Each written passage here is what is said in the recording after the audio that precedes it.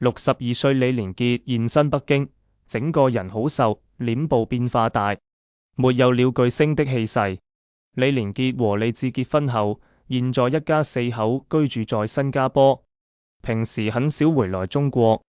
前段時間他時隔多年再復出拍戲，和吳京、梁家輝、惠英紅等一幫大咖合作，所以最近他頻繁現身中國內地。4月10日，李連杰現身北京，去薨寮國際古玩會展中心，被當地民眾偶遇，引起不小的騷動。當天李連杰穿住一身黑衣，戴住鴨舌帽和墨鏡，這身打扮比較低調穩重，很符合他一代宗師的身份。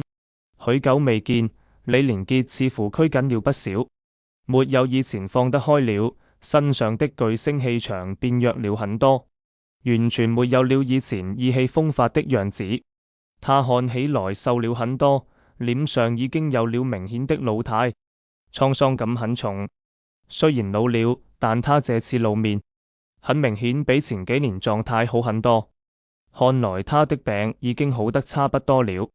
曾經李連杰可是名聲響亮國際的功夫巨星，巔峰期拍攝一部電影能拿到接近1億人民幣的片酬，可惜在事業巔峰期，他患上了甲亢，有一段時間，他整個人暴瘦，看起來很虛弱。當時很多傳言稱他病得很重，已經無法拍戲。為了養病，他推了好多劇本，基本上從娛樂圈消失。近10年只上映了《花木蘭》一部電影。幸運的是，經過多年的治療，他的病有了很大改善，現在整個人看起來狀態還不錯。很多中國影迷都非常想念他。如今他再度出山拍攝武俠片，真的給了影迷很大的驚喜。希望能早日看到他的新作品上映。